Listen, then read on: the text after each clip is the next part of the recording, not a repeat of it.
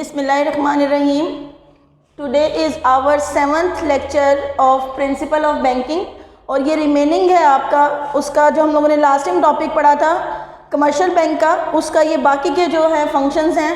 और मैंने आपको लास्ट लेक्चर में बताया था कि ये जो क्वेश्चन है वो short question point of view से और long question point of view से वेरी वेरी वेरी इंपॉर्टेंट है आपके board paper point of view से। तो ये उसके रिमेनिंग है। लास्ट टाइम हम लोगों ने कुछ फंक्शन पढ़े थे जिसमें हम लोगों ने प्राइमरी फंक्शन में पढ़ा था कि बैंक किस किस तरह से एक्सेप्ट डिपॉजिट करता है। उसमें हमने करंट अकाउंट पढ़ा, सेविंग अकाउंट पढ़ा, इसके अलावा डिपॉजिट फिक्स डिपॉजिट अकाउंट पढ़ा, फॉरेन करेंसी। इसी तरह फिर सेकंड जो फंक्शन होता है बैंक का वो क्या करता है, कर्जे जारी करता है। और वो कर्जे किस किस तरह से अकॉर्डिंग टू टर्म पढ़ा, अकॉर्डिंग टू इशू पढ़ा। उसके बाद हमने कुछ एजेंसी सर्विसेज भी बैंक की पढ़ी थी, लाइक एजेंट के तौर पे बैंक काम करता है।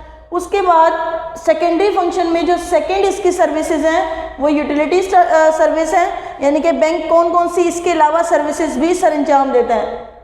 सबसे पहले देखिए फॉरेन एक्सचेंज, ज़र मुबादला। फॉरेन एक्सचेंज होता क्या है, जो अपने मुल्क के अलावा किसी भी दूसरे मुल्क की करेंसी होती है वो क्या कहलाती है, आपकी फॉरेन एक्सचेंज कहलाती है, जिसको हम लोग ज़र मुबादला। जैसे पाकिस्तान में अगर रुपीज़ यूज़ होते हैं तो अमेरिका में डॉलर यूज़ होते हैं, यूरोप में यूरो यूज़ होते हैं, इसी तरह येन यूज़ होता है, दिनार यूज़ होता है, रियाल यूज़ होता है। तो ये तमाम चीज़ें आपकी क्या है, फॉरेन एक्सचेंज। तो बैंक आपको फैसिलिटी प्रोवाइड करता है किस चीज़ की, फॉरेन एक्सचेंज। लाइक आपने अदर कंट्री में आना है या वहाँ से पैसा वसूल करना है। देखिए वहाँ से जो हमने पैसा वसूल करना है वो आपको फॉरेन करेंसी में होता है, लेकिन बैंक उसको क्या करता है, आपको कन्वर्ट करके यानी कि अपने मुल्क की करेंसी में कन्वर्ट करके आपको प्रोवाइड करता है। वो क्या कहलाता है, कन्वर्जन ऑफ फॉरेन एक्सचेंज, ज़र मुबादला की तब्दीली।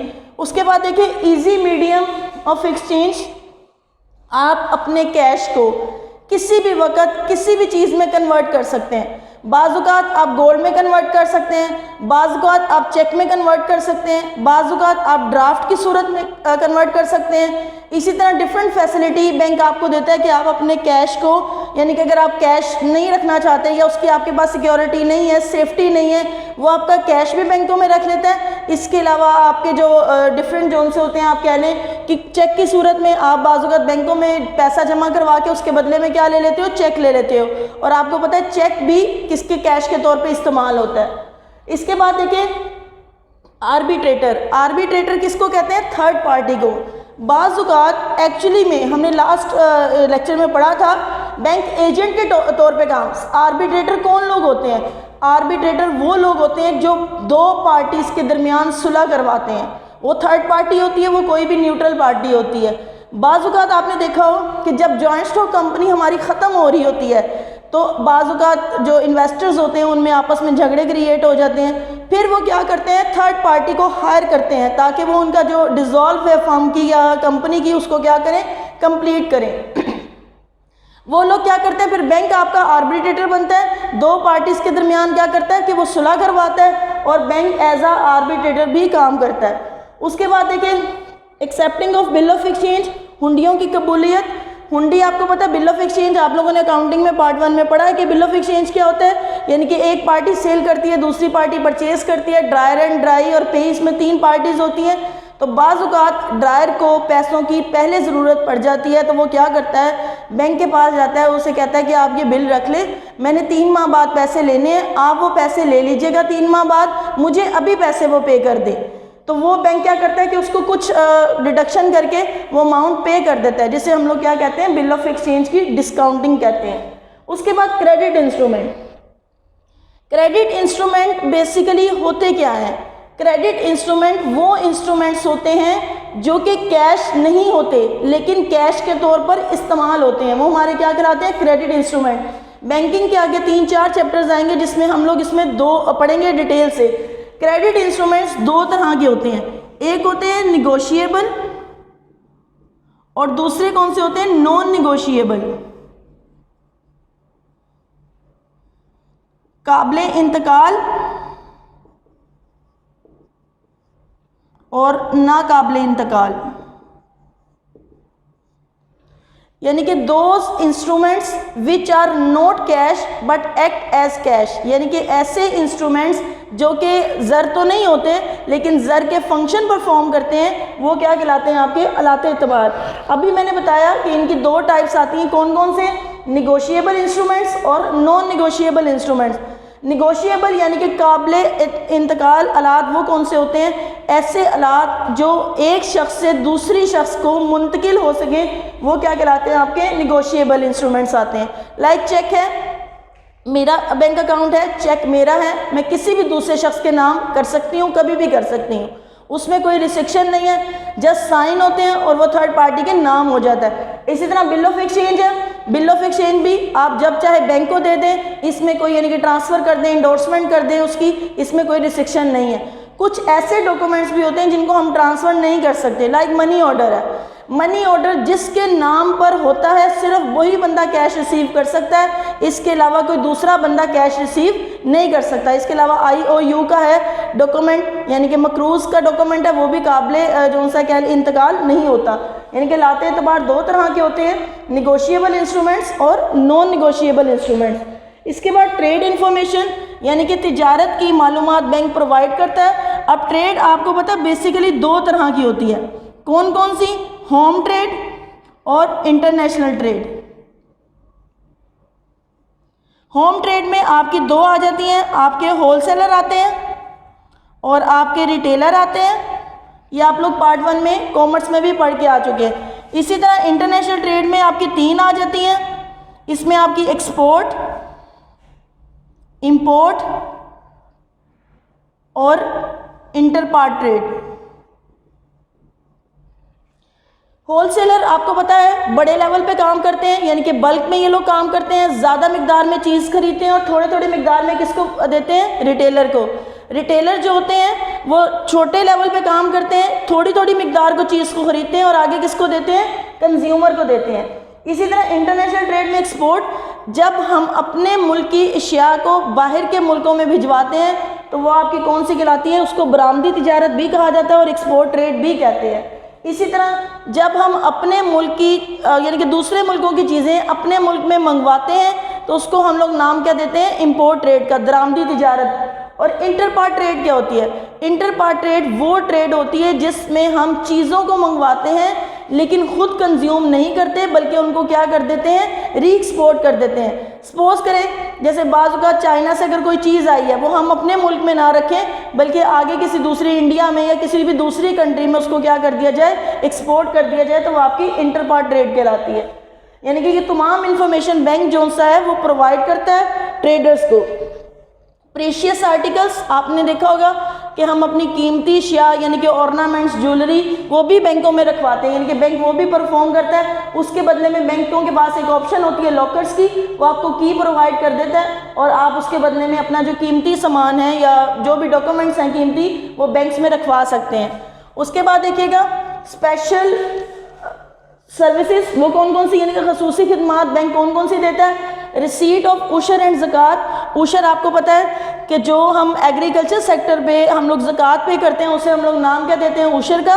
और ज़कात का भी पता है कि ज़कात is basically tool of purification of your soul and purification of your wealth. उसके बाद रिसीट ऑफ हज एप्लीकेशन, हज की एप्लीकेशन बैंक वसूल करता है। इशुएंस ऑफ कर्ज़ हसना।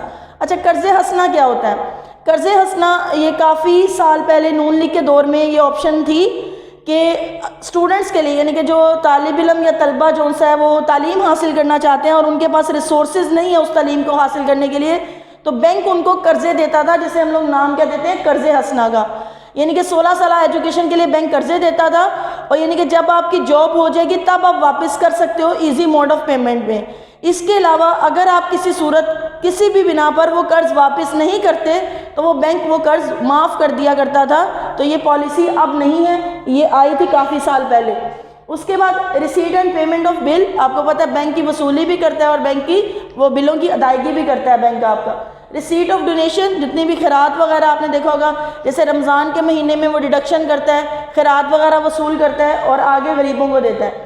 Issuance of credit card, credit card का इजरा ये अगले टॉपिक में पढ़ते हैं क्रेडिट कार्ड बेसिकली होता क्या है। उसके बाद होता है 24 आवर कैश सर्विस। आप देखें आपको सहूलत मिली हुई है एटीएम की। एटीएम होता क्या है ये भी नेक्स्ट डिस्कस करते हैं। उसके अलावा जो उनसे अंडर राइटिंग, इसको भी स्टार लगा लें।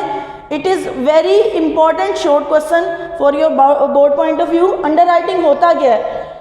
सबसे पहले who are the underwriters. Underwriters कौन लोग होते हैं? आपने देखा होगा कि बाज़-औक़ात कंपनीज अपने शेयर्स को सेल करती हैं। लाजमी सी बात है, रजिस्टर्ड कंपनी है, जॉइंट स्टॉक कंपनी है, तो वो पैसा कैसे इकट्ठा करती होगी? अवाम को शेयर्स को सेल करके। अब क्या करते हैं, बाज़-औक़ात अगर कंपनी खुद नहीं सेल करती, वो किसी की रिस्पॉन्सिबिलिटी लगा देती है।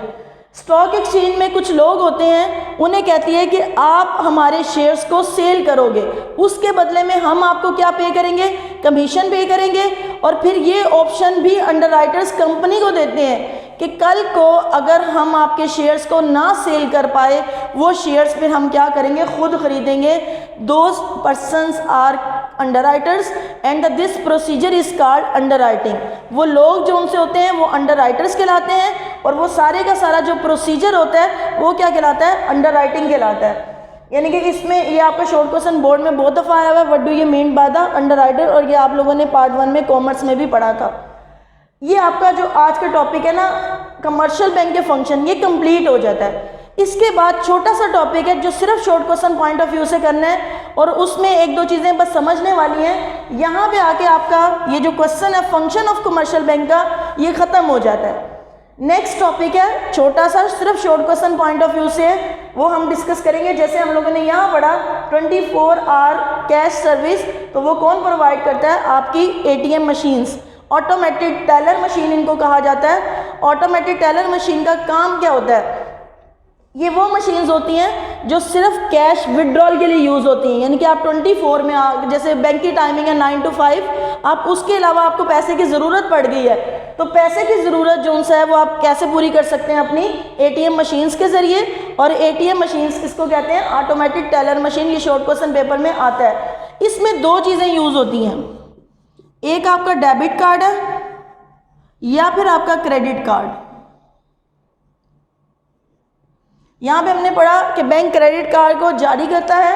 होते क्या हैं? डेबिट कार्ड या क्रेडिट कार्ड। देखिए, जब भी हम अपना पैसा बैंकों में डिपॉजिट करवाते हैं, जमा करवाते हैं, आपको पता है, आपने अकाउंटिंग में पढ़ा है, जब हम बैंक में पैसा जमा करवाते हैं, बैंक हमारा क्या बन जाता है? डेटर बन जाता है। यानी कि बैंक हमारा क्या हो जाता है? मकरूज हो जाता है। बैंक डेटर बन जाता है और हम उसके क्या बन जाते हैं? क्रेडिटर बन जाते हैं। तो जब भी पैसा जमा करवाते हैं, उसके बदले में जो कार्ड इशू होता है वो कौन सा कहलाता है? डेबिट कार्ड इशू होता है। वो debit card current account holder, saving account holder, fix deposit में वो इशू नहीं होता, लाजमी सी बात है। इसी तरह जो सा है क्रेडिट कार्ड, जब हम बैंक से लोन लेते हैं तो बैंक हमारा क्या बन जाता है? क्रेडिटर बन जाता है। वहाँ से ड्राइव्ड हुआ है क्रेडिट कार्ड। यानी कि जब हम बैंक से लोन लेंगे, उसके बदले में जो हमें कार्ड इशू होता है उसको हम क्या नाम देते हैं? Credit card. और जब हम पैसा जमा करवाते हैं, उसके बदले में जो हमें कार्ड इशू होता है वो कौन सा होता है? Debit card. यही स्लाइटली सा डिफरेंस होता है किसमें? डेबिट कार्ड में और क्रेडिट कार्ड में, कि डिपॉजिट के अगेंस्ट डेबिट कार्ड इशू होता है और लोन के अगेंस्ट क्रेडिट कार्ड इशू होता है। इस सूरत में बैंक हमारा क्रेडिटर होता है, इस सूरत में हमारा बैंक क्या होता है? डेटर होता है। Thank you so much.